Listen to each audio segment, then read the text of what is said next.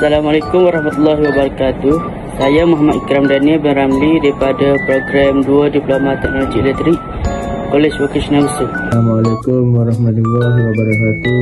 Saya Tengku Hazrin bin Tengku Hazrin dari program Teknologi Elektrik. Ini kami ingin membentangkan projek kami yang bertajuk Smart Grill. Objektif projek Smart Grill adalah untuk memastikan yang pertama, pengguna dapat memanggang makanan tanpa perlu memantau secara berterusan. Kedua, mengelakkan daripada makanan terlebih masak. Dan ketiga, supaya mudah dibawa ke mana sahaja. Seperti contoh, penjual yang ingin mengalihkan pemanggang dari satu tempat kepada tempat yang lain dan ingin memberi kemudahan kepada penggemar aktiviti perkemahan. Antara penyataan masalah kami ialah makanan sering hangit.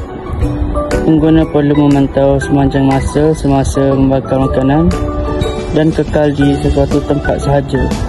Keboleh pasaran projek kami adalah kami menyasarkan kepada golongan penjual makanan dan penggemar aktiviti perkemahan.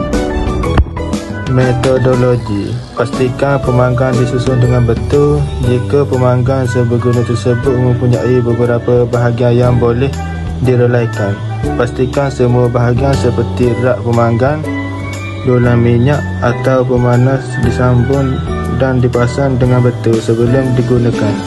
Bahan yang digunakan untuk menghasilkan Smart Grill: besi hollow, motor wiper, timer relay, CG pipe, converter step down, tin biskut.